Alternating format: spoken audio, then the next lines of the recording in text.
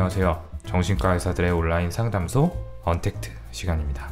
오늘 어떤 사연 준비되어 있는지 허경 선생님 목소리로 들어보도록 하겠습니다. 네, 안녕하세요. 뇌부자들 덕분에 도움을 많이 받고 있는 구독자입니다. 시간 날 때마다 항상 선생님들 영상 챙겨보고 있는데요. 문득 연애할 때 나타나는 증상들에 대해 여쭤보고 싶어서 이렇게 사연 남깁니다. 연인들이 연애를 하다 보면 다투거나 헤어지는 경우가 적지 않은데 저는 불안장애를 겪고 있어서 그런지 그럴 때마다 힘이 듭니다. 인터넷으로 검사를 받아보니 불안 애착 유형이 나왔어요.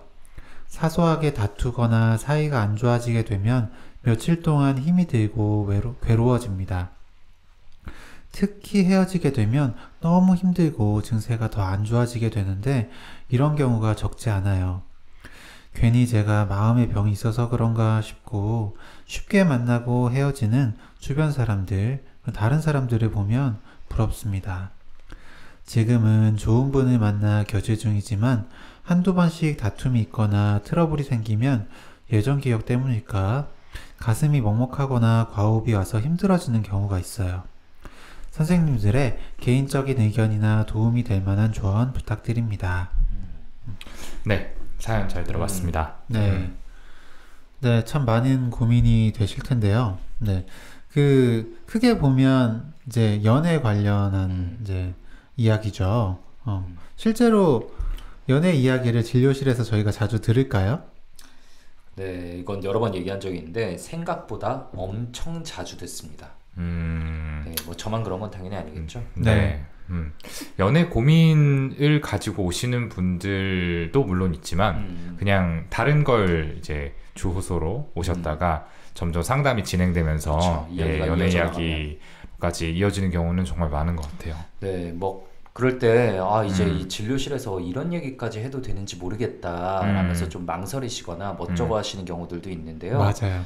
네, 사실 인생에 있어서 중요한, 지금 내 삶의 중요한 부분들을 자연스럽게 얘기하게 되는데 뭐 연애라는 건 굉장히 중요하지 않겠어요? 그럼요. 네, 그러니까 얘기가 나오는 게 너무도 자연스럽고 그리고 그 연애하는 사람들의 마음속에는 일정한 심리 혹은 패턴이 숨어있는 경우들이 꽤 많이 있죠. 그렇습니다. 네. 그래서 이제 연애 심리를 다룬 콘텐츠들이 좀 많이 흥하고 있죠, 실제로. 저나 김지훈 쌤 같은 경우에는 또 이제 연애의 과학이라고 하는 중에 뭐라고 해야 될까요? 페이지? 네. 연애 심리 분석 어플? 네, 거기에 이제 정기적으로 기고를 하기도 했고요. 실제로 연애할 때 심리를 다룬 여러 가지 책들도 나와 있죠. 그쵸.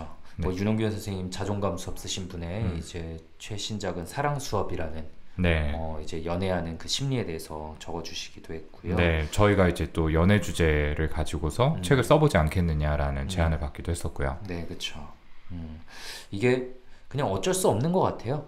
네, 아까도 말씀드렸다시피 그냥 뭐 와서 사실 부모님 얘기하시는 경우 그리고 뭐 직장 스트레스 얘기하는 경우가 그걸로 시작되는 경우가 제일 흔한 것 같긴 한데 네. 이야기가 진행되다 보면 지금 누가 있으신 분이든 없으신 분이든 결국 나오는 경우가 많습니다.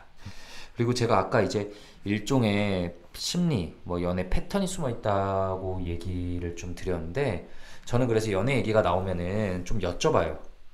이게 혹시 지금 몇 번째 연애인지 그리고 한 번 연애를 하면은 보통 이제 어느 정도 기간 동안 만나게 되는지 그리고 만날 때랑 뭐 헤어질 때는 누구가 먼저, 그러니까 내가 먼저 혹은 상대방이 먼저 이야기하게 되는지 왜 헤어지게 되는지 이런 것들에 대해서 좀 질문을 던질 때가 있는데 그러면 항상 그런 건 아니지만 같은 패턴이 반복되는 경우를 발견하게 될 경우가 꽤 있습니다. 김지훈 쌤은 좀 어떠셨어요? 말 나온 김에. 저요? 네. 저는 전에 우리 뭐 기질 성격 이런 거 기질 성격에 관련된 영상에서도 이야기할 때 뭐 한 번 하면은 길게 한다라고 얘기를 했었잖아요. 그래서 연애도 사실은 한 번 하면 좀 길게 하는 편이었습니다. 아, 그렇군요. 네, 의도한 게 아니었는데 네, 그렇게 되더라고요. 근데 또 이제 한 가지 특성을 이야기하자면은 연애도 길게 했지만 또 거의 쉬는 기간 없이 연애를 하셨잖아요. 맞아요. 그랬어요. 네. 그것도 이제 정신과 의사가 되고 나서는 진짜 내가 왜 이럴까에 대해서 나름 좀 고민을 해보기도 했었는데. 네. 이유가 뭔가요? 근데 뭐 그렇게 지금 웃으면서 물어보는 오동훈 쌤도 사실 뭐 낱말할 처지는 아니잖아요. 아니에요. 저는 네. 혼자서 자아 성찰을 한 기간이 되게 길었어요. 되게 길다면 얼마나 됐을까요? 정말인데. 이상하네. 네. 근데 어쨌든 얘기가 좀 이상하게 흐르네요. 네. 근데 연애 패턴이 중요하고 그게 이 내담자분에 대해서 되게 많은 것들을 보여주는 소스가 된다는 거는 저도 인정합니다. 네. 그리고 이제 연애 이야기를 이제 크게 봤을 때는 그 연애를 시작하기 어려운지 연애 중간에 어떤 그 갈등 상황이 너무 자주 생기는지 혹은 이제 헤어지고 나서 많이 괴로운지 네. 이런 거에 따라서도 이분이 어떤 사람인지를 알려주는 그런 많은 정보를 저희가 얻을 수가 있죠. 허경호 선생님 말 나온 김에 네. 좀 어떠셨어요? 연애를 시작하는 게 어려우신지 중간에 싸웠을 때 그 괴로움이 좀 크신지 끝나고 나서가 좀 힘드셨는지. 저요. 야, 너 오늘 되게 날카롭죠? 훅훅 들어오네요. 근데 저는 사실 그 헤어지는 게 힘들어요. 헤어지고 잘 싶은데 헤어지지 못하는. 네. 그러니까 저는 그게 저는 싫은 소리를 잘 못하는 편이거든요. 그러니까 뭔가 부탁을 받았을 때 거절하는 것도 어렵고, 네, 뭔가 싫은 소리 하는 게 어려운 사람이다 보니까, 그러니까 뭔가 좀 약간 뭐 권태기라든지 뭔가 문제가 생길 때가 있는데 그때 이야기를 하지 못하고. 좀 사실, 쌓아두는. 네. 그리고 헤어지는 게 사실 좀 더 나은 선택이 될 때도 있는데, 네, 좀 참다가 서로에게 상처가 되기도 하고, 좀 그랬던 것 같아요. 그쵸. 네, 허경 쌤의 연애 스토리가 머릿속에 떠오르네요. 그랬었죠. 네. 그러니까 저를, 그죠. 제가 어떤 사람인지를 되게 또 단적으로 보여주는 예 아닙니까? 네. 그쵸. 뭐, 아까 오동훈 쌤이 저한테 훅 찌른 것도 뭐 사실이고, 네, 저희가 지금 규영이 자기 고백이죠, 이거는. 이것도 다 사실이고, 분명히 그런 한 개인의 강렬한 성격적 특징이 이 연애 관계에서만 뭐 안 드러나고 이런 건 없죠. 그래요. 그러고 보면은 두 분 다 연애를 오래 하셨는데, 약간 다른 이유로 또 오래 했다라는 생각이 드네요. 네. 그렇죠. 네. 한 분은 뭐 기질적으로 뭔가 새로운 거를 별로 좋아하지 않는 익숙한 것을 더 편안해하는 부분이 있을 거고, 한 분은 뭔가 갈등 상황을 조금 피하고 싶은 그런 마음이 작용을 했다라는 거를 보면은 표면적으로 드러나는 패턴은 똑같더라도 그 안에 깔려있는 심리는 또 다를 수 있다, 이런 생각도 들고요. 네. 동훈이 얘기는 저희가 이따가 들어볼 테니까. 동훈이 얘기는 솔직히 비방용이죠. 네. 그리고 또 들으시는 분께서는 재미없어요, 제 얘기는. 쭉 끝까지 들으시면 동훈이 얘기 분명히 들으실 수 있을 겁니다. 그리고 저희 그 미성년자 청취자분들이 계셔서 동훈이 얘기는 지금 자꾸 미친 소리를 네. 검열해서 들려드리도록 하겠습니다. 네. 그래서 이제 연애 이야기 본격적으로 이제 해볼 텐데요. 이 사연자분의 사연 속에서 나온 단어가 있죠. 불안 애착 유형이 나왔다라는 이야기를 해주셨어요. 네. 이 연애 얘기를 할 때 빠질 수 없는 게 이 애착 유형에 대한 부분인데요. 네. 여기에 대해서 좀 이야기를 하고 넘어가 보죠. 네, 애착 유형. 이거 이제는 좀 여기저기서 온라인에 검사도 있고 이게 연애에 중요하다는 거를 많은 사람들이 말하고 있기 때문에 좀 아시는 분들도 있으실 거고요. 처음 듣는데 하시는 분들도 있으실 거고, 애착? 그거 뭐 오은영 선생님이 말하는 거 아니야? 이렇게 생각하시는 분도 아마 계실 거예요.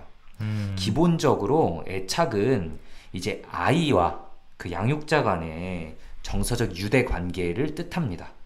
네, 이거는 뭐 또 오동훈 선생님이 아무래도 소아정신과 전문이니까 제가 말을 시작은 했지만 전문적인 설명은 자연스럽게 넘겨볼게요. 네, 맞습니다. 그러니까 소아에서 중요하게 사용되는 개념이죠. 이제 아이와 엄마의 관계에서 주로 이야기를 하게 되는데, 이제 엄마가 아이를 어떻게 대하는지, 그리고 아이가 거기에 대해서 어떻게 반응하는지, 이런 일련의 상호 과정을 통해서 형성되는 일종의 신뢰 체계라고 생각을 하시면 되겠습니다. 이런 애착 체계는 생존에 필수적일 뿐만 아니라 어떤 자기 정체성의 핵심을 형성하는 발달 과정에서 제일 중요한 역할을 한다라고 하는데요. 특히 중요한 이유는 이 한 번 형성된 애착은 잘 바뀌지가 않고 성인까지 남아가지고 이 사람이 맺게 되는 어떤 인간관계의 기본 틀로 작용을 한다라는 거죠. 그래서 애착이 굉장히 안정적으로 잘 형성이 된 사람들 같은 경우에는 스스로가 다른 사람에게 좀 사랑받을 수 있고 인정받을 수 있는 좋은 사람이다 라는 믿음을 가지고 있기 때문에 다른 사람들과 관계를 맺는데 거리낌이 없고 뭔가 이렇게 불편감을 크게 느끼지 않는 반면에 애착이 안정적으로 형성이 되지 않으면은 이제 그런 부분에 대한 확신이 없기 때문에 인간관계에 굉장히 과도하게 집착하거나 아니면은 아예 관계 맺는 것 자체를 좀 피해버리는 식의 패턴을 형성을 하게 되는 거죠. 그렇죠. 네, 이 애착을 볼 때 네. 하는 게 이제 뭐 아이가 아주 편안할 때 보이는 어떤 모습보다는 이제 불안하거나 막 두렵거나 네, 요런 상황에서 결국에는 그 주 양육자한테 그 안정감을 얻기 위한 어떤 행동을 할 텐데요. 네, 그럴 때 그 주 양육자가 어떻게 하는지, 네, 그 패턴을 보는 게 중요합니다. 아이가 어떻게 하는지 그리고 양육자가 어떻게 하는지 두 그렇죠. 개를 다 보는 거죠. 네, 기본적으로 이제 뭐 아이가 배고파서 울었다. 네, 막 울어요. 그러면 일단 뭐 엄마가 와서 애가 왜 울지? 아, 밥 먹을 시간이구나 해서 젖병을 딱 물려주면 뭐 만족하고 잠잠해질 수가 있는데 네, 그 배가 고파서 운다는 거를 잘 모른다든지 네, 아니면 아예 막 반응을 안 한다든지 아니면 왜 우냐고 왜 엄마 이렇게 힘들게 하냐고 네, 화를 낸다든지 되게 다 그 여러 가지 반응들이 있을 텐데 결국에 오히려 아이를 만약에 닥달했다 하면은 아이 입장에서 그렇게 한다고 해서 울음을 그칠 수가 없잖아요. 그렇죠, 네, 그렇죠. 오히려 더 불안해지고 더 심하게 울거나 사실은 계속 이렇게 되다가 무기력해져서 네, 지쳐버리기도 하죠. 그러니까 이거를 우리가 지금 계속 아이, 그 되게 어린 아이 막 젖병 이런 예시를 들고 있는데 기본적으로 생후 1년이 이 시기가 애착관계가 형성되는데 가장 중요한 시기여서 그런데 어쨌든 이때 형성된 애착관계가 이제 어린이 시기 성인기에까지 어느 정도 이제 쭉 지속이 되고요. 그래서 진료실에서 오동훈 선생님은 정말 많이 해보셨겠지만 진료실에서 이제 애착 유형을 볼 수 있는 간단한 검사가 있잖아요. 그렇죠. 저 같은 경우에는 아이가 일단 엄마랑 놀고 있는 장면을 관찰을 해요. 그래서 어떻게 상호작용을 하는지 그거를 일단 일정 시간 동안 본 다음에 이제 엄마가 아이에게 알리지 않고 아이가 놀이에 몰입해 있는 사이에 바깥으로 나가도록 이렇게 이야기를 합니다. 네, 미리 사전에 이제 말씀을 드려놓는 거죠. 그리고 이제 사인을 드리면은 진료실 밖으로 나가도록. 그러면 아이가 처음에는 이제 몰라요. 엄마가 나간지 모르다가 이제 뭔가 주변을 살피면서 엄마가 없다는 거를 깨달았을 때 이제 어떤 반응을 아이가 보이게 되는지 이게 1차적인 관찰 포인트가 되고요. 그 다음에 이제 엄마랑 다시 만났을 때 뭐 아이가 밖으로 나가서 엄마를 찾는다든지 아니면 엄마가 다시 들어온다든지 했을 때 이제 그때 엄마와 아이 사이에서 벌어지는 일이 두 번째 관찰 포인트가 돼요. 이때 벌어지는 뭐 행동의 패턴을 보고서 애착 유형을 대략적으로 판단할 수 있는 거죠. 네. 저는 이제 뭐 소아정신과 의사가 아니니까 그냥 레지던트 때 이제 소아정신과를 잠깐 돌 때 이제 진료실에서 그거를 몇 번 봤는데 진짜 신기하더라고요. 그게 어떻게 딱 유형으로 딱딱 나눠서 그렇게 실제로 각각 다른 모습을 보인다는 게 너무 신기했던 것 같아요. 그리고 이제 저의 진료실을 가지게 된 지금은 그게 성인기까지 이어져서 정말로 대인관계에 영향을 미친다는 게 또 역시 너무 신기하고요. 네. 그래서 이제 저희가 애착 패턴이 있다, 애착 유형이 있다 말씀드리는데 애착 유형에는 크게 4가지 유형이 있습니다. 그거에 대해서 좀 설명을 드리고 지나가야 될 것 같아요. 일단은 안정 애착과 불안정 애착으로 크게 나눌 수 있고요. 불안정 애착은 다시 이제 회피적 애착, 이걸 이제 불안 회피적 애착이라고 부르기도 하고요. 그리고 양가적 애착 혹은 불안 양가적 애착, 혼란된 애착, 이렇게 불안정 애착에는 3가지가 있습니다. 그래서 총 4가지의 애착 패턴이 있다고 합니다. 맞습니다. 사연자분께서는 불안 애착이라고 하셨죠. 그래서 사실 이게 어떤 뭐 불안 회피적 애착인지 불안 양가 애착인지 혹은 혼란된 애착인지는 제가 정확히 모르지만 일단 요거에 대해서 조금 더 자세히 설명을 드리고 넘어가 볼게요. 안정 애착이다 라고 하면은 이제 안전하다고 느낄 때는 이제 막 이제 뭐 돌아다니다가 그렇지 않을 때는 이제 다시 돌아오고 다시 안정감 느끼면 다시 세상을 탐색하고 하는 게 이제 안정애착이다 라고 생각을 하시면 되고요. 회피형 애착 같은 경우에는 이게 되게 두렵고 불안하고 할 상황인데 애가 너무나 태연한 거예요. 네. 근데 이제 그래서 애가 되게 침착하네 이런 걸로 보이기가 쉬운데 사실은 이제 고통을 느끼고 있지만 이 위로해달라 도와달라라고 하는 요구가 이게 소용없다는 걸 알아서 체념한 거죠. 네, 이게 회피형 애착이고요.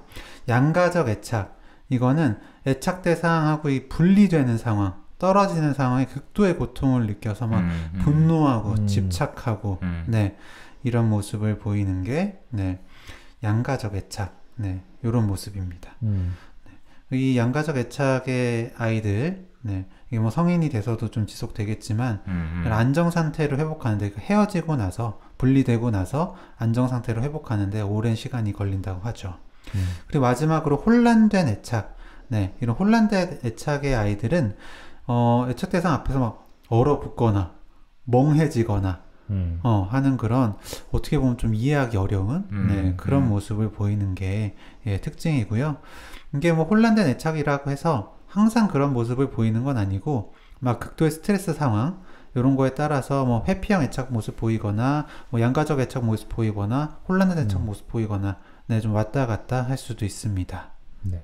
말씀 잘해주셨는데 어쨌든 간에 저희가 애착 유형 얘기하다 보니까 아이의 모습에 대해서 계속 얘기할 수밖에 없었던 것 같아요. 그렇죠. 근데 이 사연자분은 어쨌든 성인이시고 이제 관심 있게 지금 들으시는 다른 분들도 나의 연애할 때 애착 유형은 어떤 걸까 이제 궁금하실 것 같아요. 그래서 각각의 애착 유형을 가진 사람은 어떤 형태의 연애를 할까 이거에 대해서 저희가 한번 생각나는 대로 좀 얘기를 해볼까요?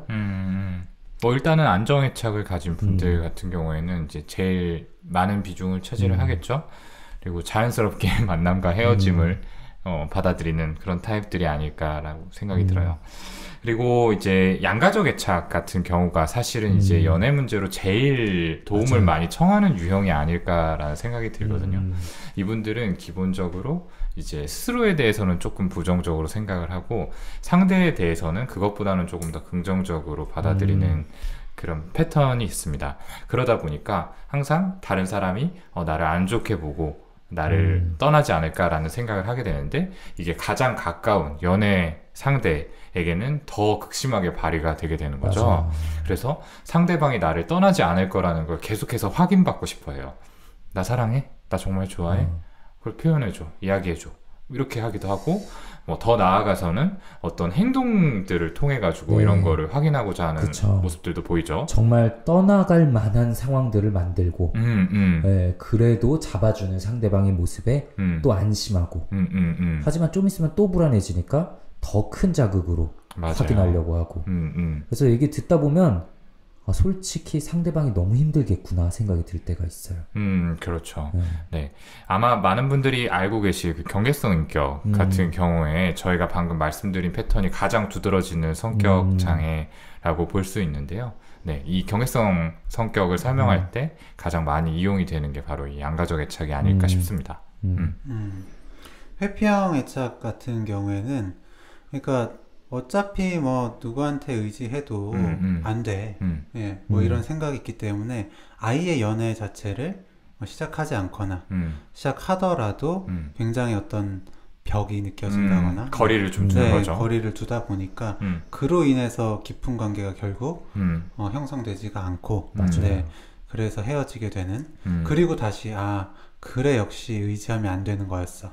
내가 맞았던 거야. 라면서 또 회피하게 되고 이런 경우에 좀 연애가 반복되는 그런 네, 그런 경우가 많은 것 같아요. 네, 이거는 보통 본인보다는 진료실에서는 이제 배우자나 연인들에게 더 많이 듣는 것 같아요.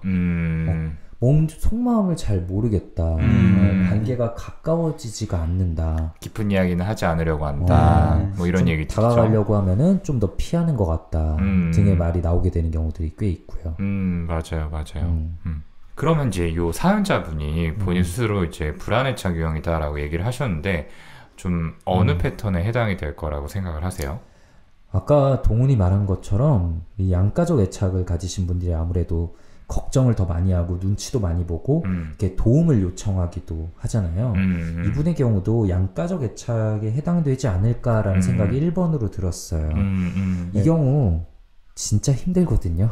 그러니까 남들은 그냥 넘길 상황에 어떤 그 상황을 좀 과해석하고, 그러니까 불안이 높으니까 막 걱정을 많이 하고 걱정을 하니까 불안이 더 높아지고 그래서 그때 그것도 이런 뜻이 아니었을까?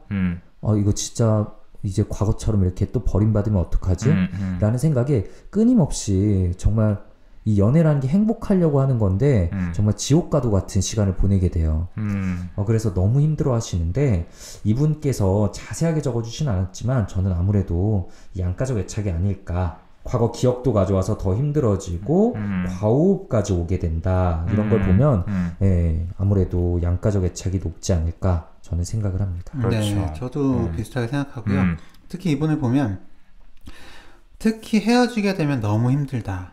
네, 그리고 아마 뭐 증세가 더 안 좋아진다. 그러니까 원래 어떤 불안 증상들이 더 안 좋아지시는 것 같은데 이런 부분들도 그렇고요.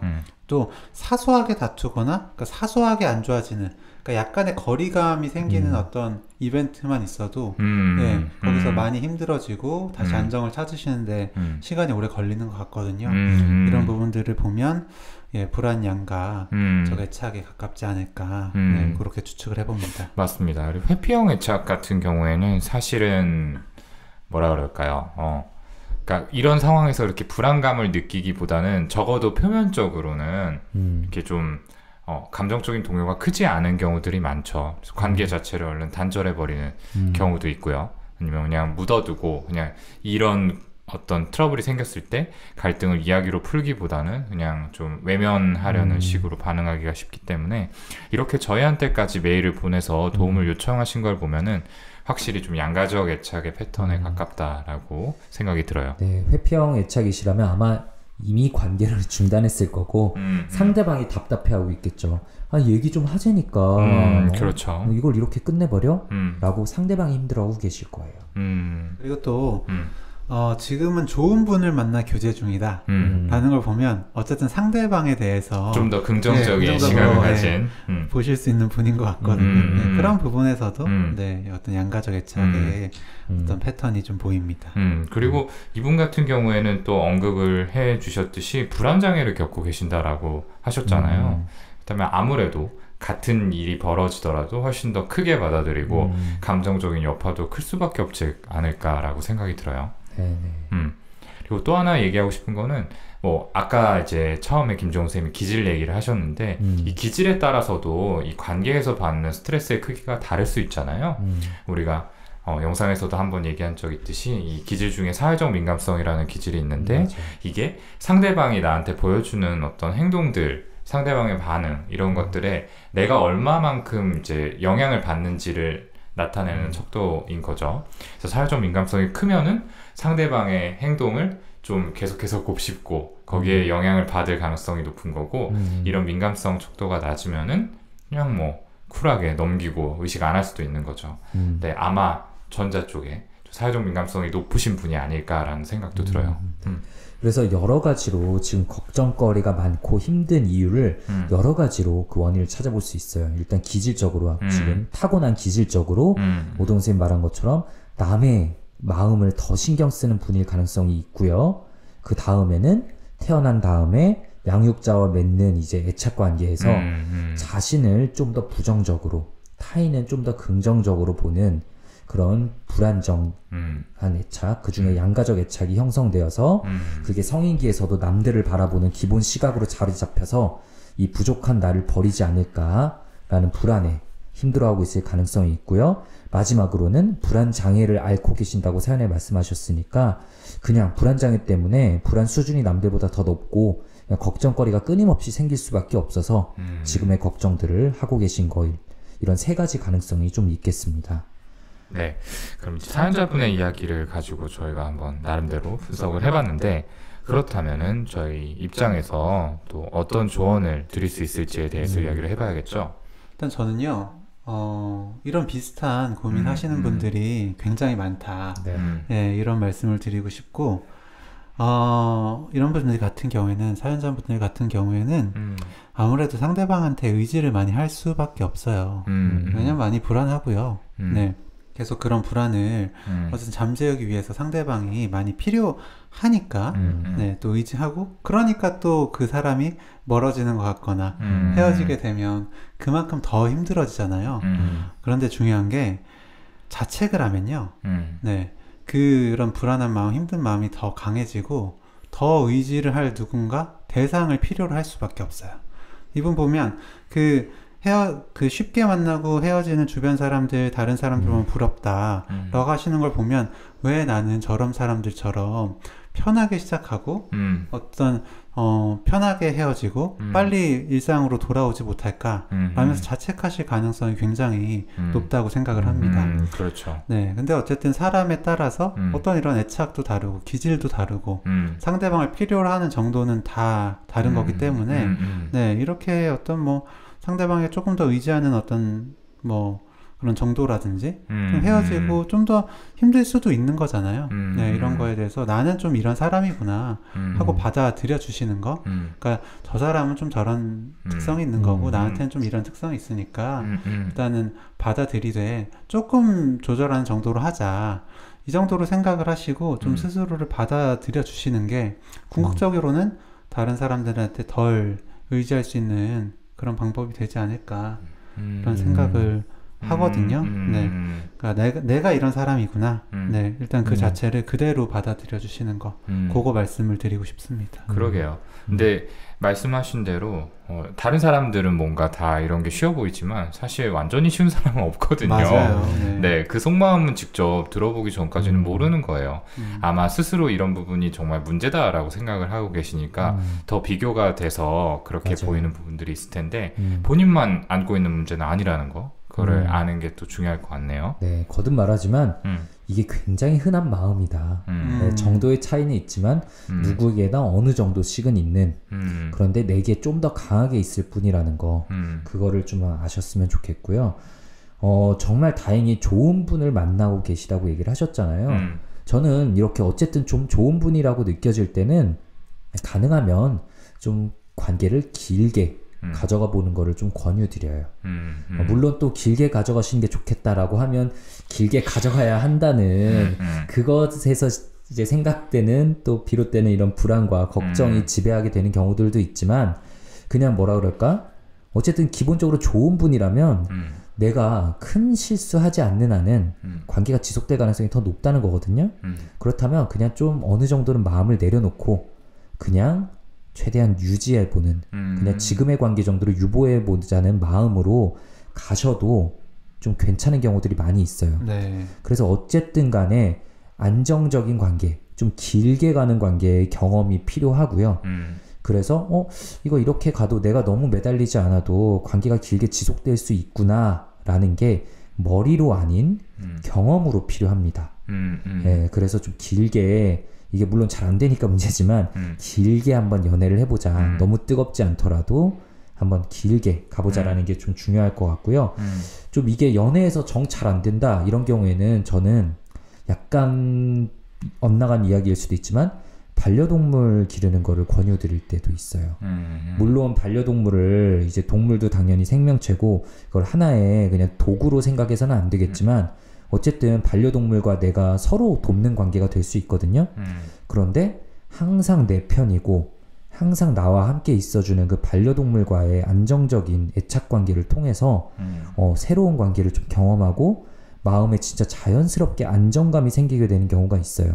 그러니까 내 마음에 이제 정말 뭔가 안정적인 관계가 없으니까 지금 눈앞에 있는 관계 하나에만 더 매달리게 되는 건데, 안정적인 관계가 어쨌든 간에 하나 생기면 내 마음에 좀 여유가 생기고 저절로 덜 집착하게 되면서 걱정거리도 좀 줄어들게 되는 거죠. 그래요. 김종훈 선생님 얘기는 이제 뭔가 이게 불안정한 애착에서 비롯이 된 문제인 만큼 누군가와 좀 안정적인 관계를 형성을 해서 이런 애착을 좀 교정하는 게 필요하다라는 의미로도 생각해 볼 수 있을 것 같아요. 그게 지금 좋은 사람을 만나고 있다면 그 사람하고 어떤 이런 새로운 관계를 맺음으로써 애착을 한 번 더 형성해 보는 거, 예, 이게 되면 좋겠고, 만약 그게 여의치 않다면은 반려동물이라는 존재는 나에게 기본적으로 무조건적인 사랑을 주니까 그런 대상하고의 관계도 애착에 도움을 줄 수 있다라는 의미입니다. 저는 하나 덧붙여가지고 일단 좋은 분을 만나고 있다라고 하셨는데 그 좋은 분의 입장에서는 분명히 사연자분이 또 좋은 분일 거예요. 맞아요. 네. 네. 사람은 기본적으로 이기적인 동물이에요. 그렇기 때문에 자기한테 최대한 유리한 선택을 합니다. 그러니까 이 상대방이 사연자분이 정말 별로인데 맞아요. 그래 뭐 봉사 시간 채운다는 생각으로 만나보자 절대 이러지 않을 거거든요. 이게 내가 괜찮은 사람이란 증거인 거죠. 그렇죠. 지금. 네, 괜찮은 사람이니까 만나는 거고 나도 이렇게 괜찮은 사람이 만날 정도로 또 괜찮은 사람이구나 라는 생각을 하실 줄 알아야 됩니다. 네. 맞아요.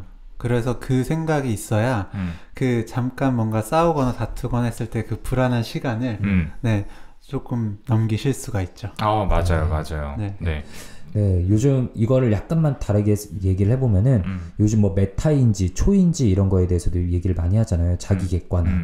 만약 내 친구가 지금 이런 고민들로 나에게 얘기하고 있을 때 이게 어떻게 보일까를 한번 생각해 보시는 거예요. 그러면 아마 이렇게 조언해 줄 거예요. 아까 동훈이가 말한 것처럼 야, 네가 좋은 사람이니까 그 사람도 널 만나는 거지 라고 친구에게는 분명히 조언해 줄 수 있을 텐데 이게 나한테는 그게 안 되는 거거든요. 근데 한 발짝 떨어져서 지금 나의 상황을 친구의 상황 혹은 뭐 책이나 드라마의 뭐 등장인물의 상황이라고 한번 바라봐 보시면은 훨씬 더 명백하게 상황이 보이실 겁니다. 분명히 괜찮은 사람이니까 괜찮은 사람과 만나고 계신 거고요. 그런데 이런 걱정에 사로잡혀 있구나라는 거를 조금 한 발짝 떨어져서 보시면은 그런 생각이 들 때마다 끊어내는데 좀 더 도움이 되실 수 있을 거예요. 맞습니다. 제가 생각했을 때 이 사연자분한테 필요한 건 결국에 불안을 견디는 연습인 것 같아요.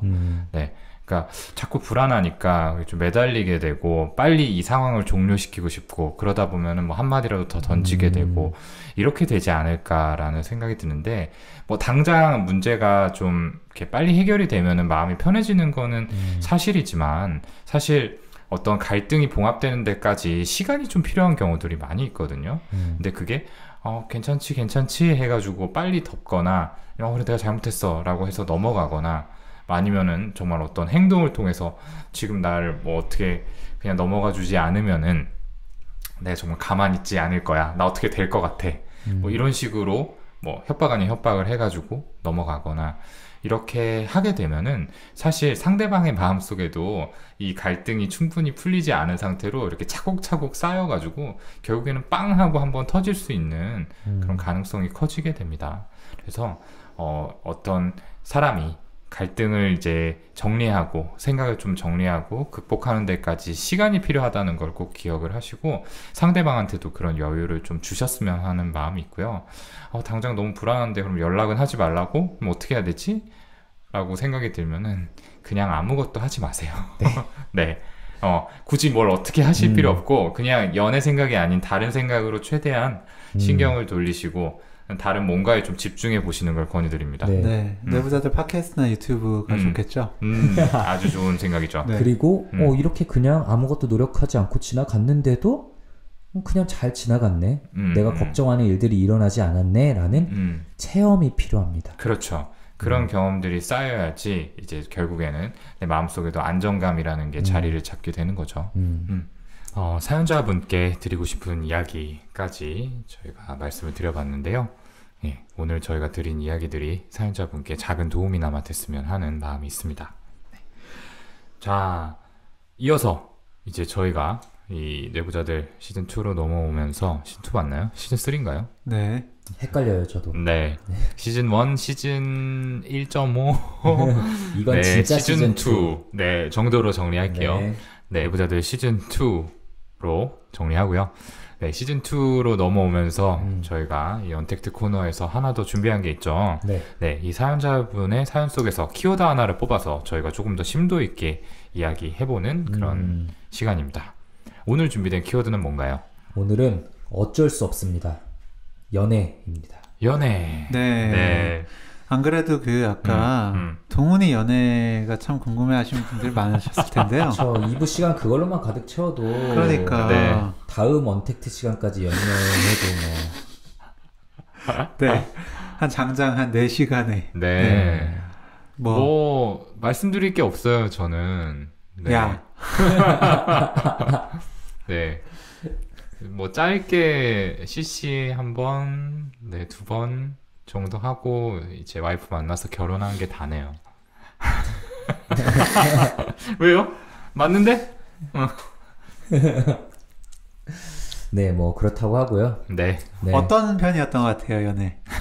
연애요? 저는 사실 좀 뭐라 그래야 되나? 연애를 통해서 제 가치를 확인받고 싶은 마음이 사실은 좀 있었던 것 같아요. 그러니까 상대방이 나를 좋아해 준다라는 표현을 하면은 그게 좀 뭐라 그럴까? 내가 그래도 누군가의 사랑을 받을 만한 사람이구나. 그러니까 아주 후진 사람은 아니구나.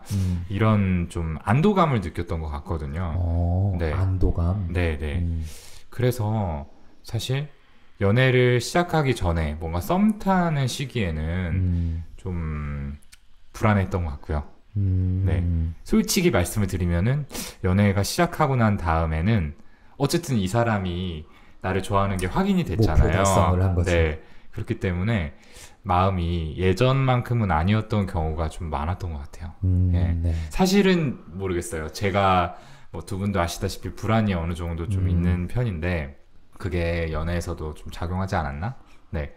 그럼 어떻게 그 사람이 나를 사랑하는구나를 알았어요? 그러니까 일단 교제 시작하면 어느 정도 객관적인 그렇죠. 증거가 생긴 거잖아요. 네, 근데 그렇죠. 또 많은 분들이 또 만나면서도 네, 내가 사랑하나 되게 궁금하고 그렇죠. 확인하고 싶잖아요. 그렇죠. 네. 그래서 이제 사실은 모르겠어요. 이것도 이제 제가 그냥 돌이켜서 생각을 해 보는 건데 사실은 그렇게 잘 해주지 않았던 것 같아요. 근데 그 이유가 내가 이렇게 잘해주지 않음에도 상대가 나를 좋아한다는 거는 그건 그러니까 나를 좋아한다라는 어떤 표현들을 하는 거는 그건 정말로 나를 좋아하는 거겠지? 네. 네, 나른 생각을 했었어요.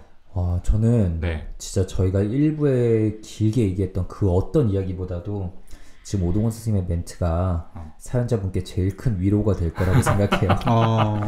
정말 저도 그런 사람이었다. 이런 마음을 네. 정신과 의사도 가지고 있었구나. 네, 네. 저희 연애의 뭔가 미성숙한 부분에 대해 얘기했었잖아요. 저도 아까 오동원 선생님 훅 찌르듯이 들어온 빈 기간이 없지 않았냐. 네, 저는 그게 정말 그냥 자연스럽게 그렇게 됐는데 주변 사람들은 좀 걱정을 했었다고 해요. 쟤 괜찮냐? 아니 근데 정말 그랬던 것 같아요. 네. 제가 얼마 전에 되게 오래 한 연애가 끝났다고 들었는데 그새 사귀고 있네? 뭐 이러면서 잘 나가네? 그거 해석이 또 잘 나가네로 된 거야? 그러니까 저는 네. 그냥 누군가가 계속 있어야 되는 타입이었던 것 같아요. 그게 저의 또 애착 관계에 기인하는 것 같고 저는 이제 또 안정된 애착 유형이라고 생각을 하지만 동시에 과하게 받았던 거에 대한 그리움이 좀 있는 것 같아요. 그래서 그런 누군가 내 곁에 계속 있는 게 좀 저는 필요했고 그래서 저는 아까 반려동물 얘기한 것도 저 자체가 반려동물과 그 애착 관계가 깊어지면서 마음이 편안해지는 그런 경험을 좀 많이 했었어요. 아, 그렇군요. 네. 그래서 뭐 반려동물이 있었기 때문에 또 지금 좋은 결혼을 한 게 아닌가라고 또 생각을 하기도 합니다. 갑자기 또 혼자 아름다운 결말로 네. 결론을 지으시네요. 그럼 지금 괜찮으세요? 저는 너무 좋죠. 진짜. 근데 결혼을 이미 내가 보기엔 재수 씨께서 이래서 이 인간이 제대로 안 해줬었구나. 근데 그거는 진짜 문득 든 생각이에요. 근데 제가 유독 좀 그랬거든요. 저는 와이프를 만나기 전에 만났던 제 분들한테는 정말 죄송한 얘기지만 거의 데려다 준 적이 없어요. 네. 이렇게 그런 것들이 왠지 마음속에 좀 거부감이 많이 들어서 잘 하지 않았었는데 지금 생각해 보면은 뭔가 이렇게 최대한 내가 줄 수 있는 것들조차도 잘 주지 않으면서 상대방한테는 사랑을 받고 싶어 하고 그게 결국엔 나의 가치다라고 생각을 하는 좀 미성숙한 마음이 많이 작용을 하지 않았나라는 생각이 듭니다. 네. 몇 분 안 되지만 정말 죄송하다는 말씀을 전해요. 아 이거 좀 잘라주세요. 죄송해요. 아 이거 너무 나갔다 진짜. 네 잘라주세요. 죄송합니다. 아니 들어가도 좋을 것 같은데. 그러게요. 네, 뭐 그렇게 문제될 멘트는 아닌 것 같고요. 네. 네. 근데 저는 제 연애를 생각해 보면 전 스스로도 확실히 저한테는 어떤 선이 좀 벽이 좀 있는 편이라는 생각을 합니다. 그게 연애에서도 사실 그랬던 것 같아요. 그러니까 저도 어떻게 보면 외로움을 나는 되게 안 타는 사람이다 라고 생각을 하고 되게 혼자 있는 거 전 좋아하거든요. 하루 종일 집에 있기도 하고 그냥 운동하고 들어와서 그러니까 그냥 인턴 때나 예전에도 보면은 그냥 혼자서 뭐 만화 보고 게임하고 그런 시간을 저는 되게 즐겼었는데 근데 또 막상 누군가가 없으면 외로움을 또 타더라고요. 그래서 그 외로움에 저도 그 지용이 형처럼 사실 그 연애를 쉰 기간이 거의 없어요. 네. 근데 그래서 만나고 나면 또 약간의 거리를 두면서 저 혼자만의 시간을 가지려고 만나는 와중에 네네네 그러는 것 같더라고요. 그래서 저는 이제 뭐 아주 뭐 연애 관계에서 회피하고 잠수하고 이런 적은 없긴 했는데 어쨌든 그 정도는 좀 차이가 있겠지만 예, 약간 그런 선을 그 거리를 좀 두는 편이었다. 네 그런 좀 기억이 나네요. 네, 저희가 일단 저희 각각의 연애에 대해서 이 정도면 꽤나 많은 거를 그러게요. 한 번도 안 해본 나왔는데, 얘기들인데. 네. 네. 근데 저는 어쨌든 제 젊은 시절을 좀 돌이켜볼 때 20대를 특히나 돌이켜볼 때 좀 후회가 되는 면이 있어요.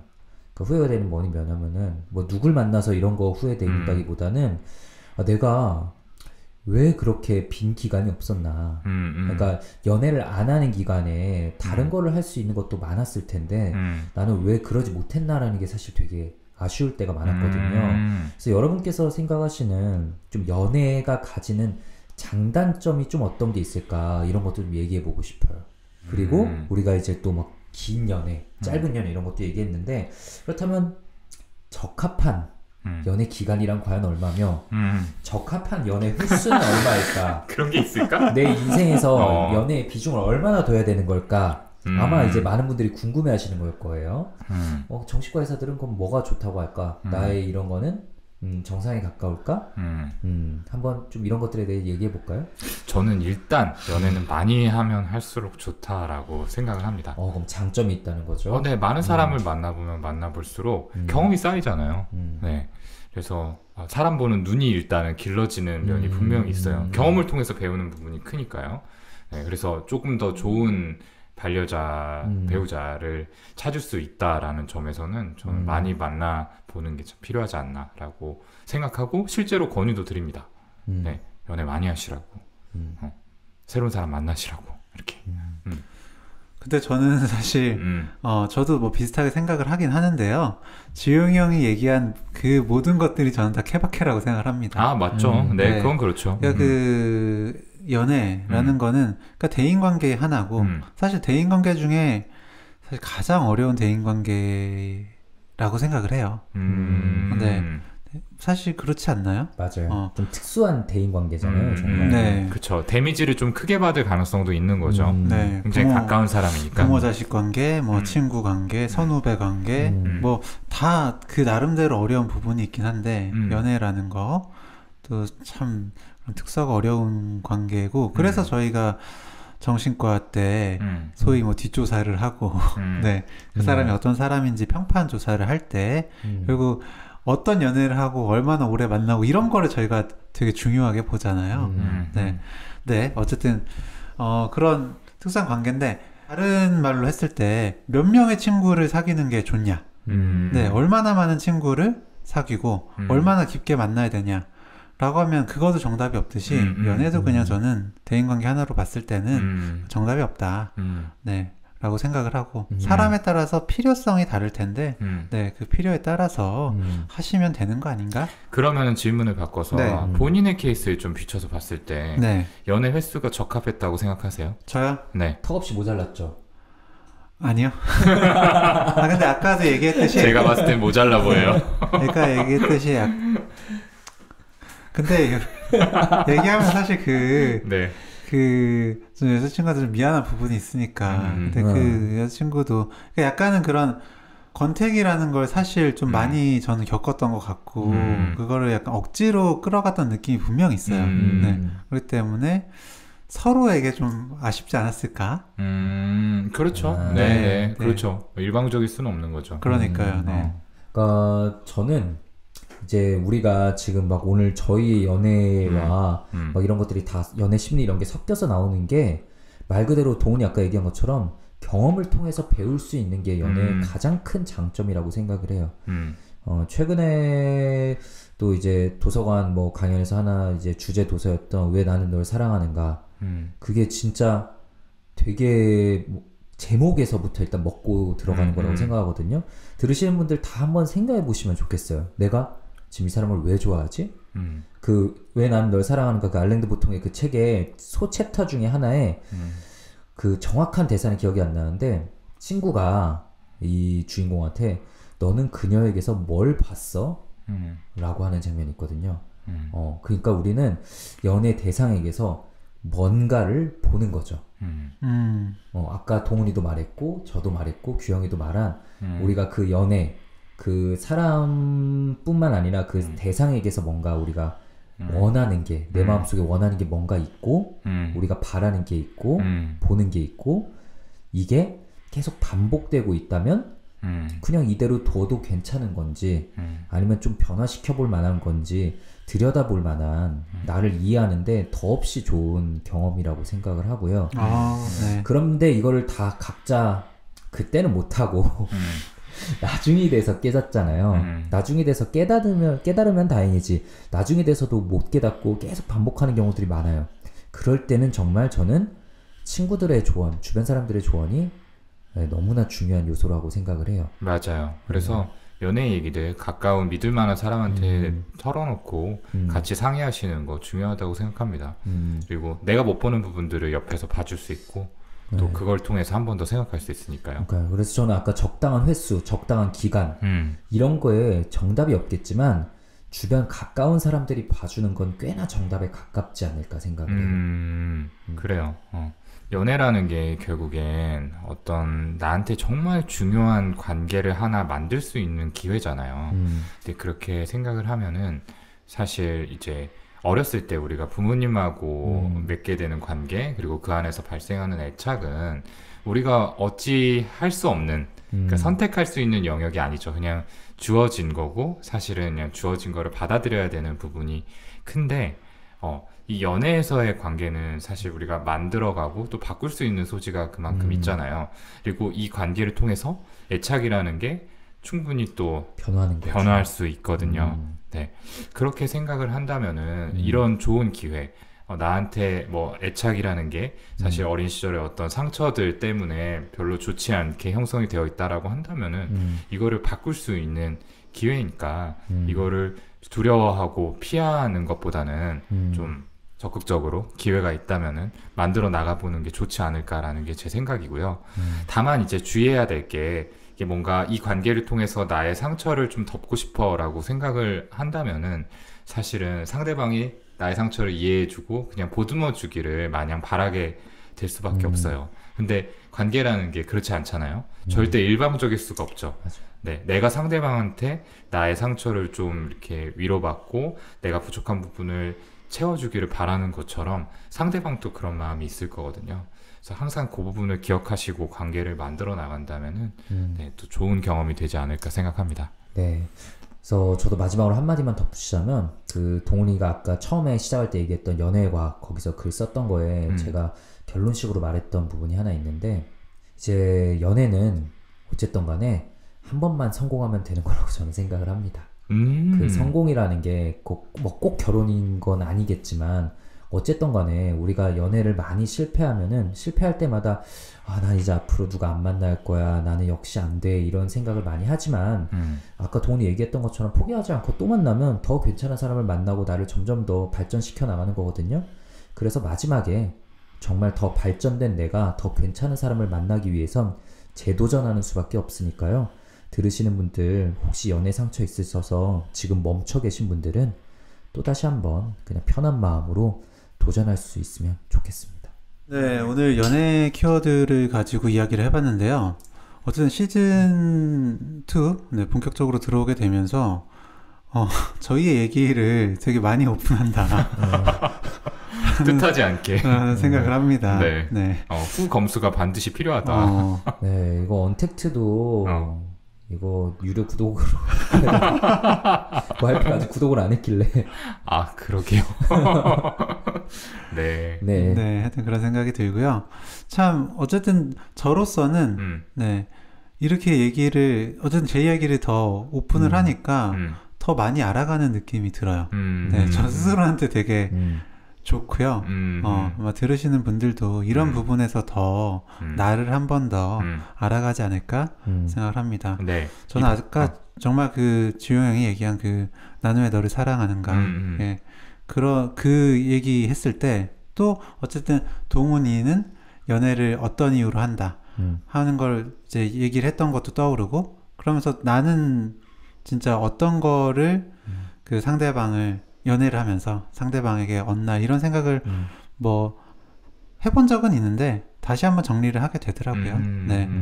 이렇게 어쨌든 저희가 키워드를 통해서 저희 얘기를 하고 이제 나누고 하는데 내가 어떤 사람인지 나는 어떤 연애를 하고 네, 뭘 필요로 하는 사람인지 그냥 알아가시는 그런 기회가 되면 너무 좋겠다 그런 생각을 해봅니다. 네. 오늘 방송 들으면서 가까운 분하고 같이 또 연애라는 주제로 얘기 나눠보시는 거 해보시면 좋을 것 같습니다. 자, 오늘 저희가 준비한 방송은 여기까지고요. 오늘도 함께 해주셔서 감사합니다. 저희는 다음 시간에 더 유익하고 흥미로운 컨텐츠 들고 다시 찾아뵙도록 하겠습니다. 감사합니다. 감사합니다.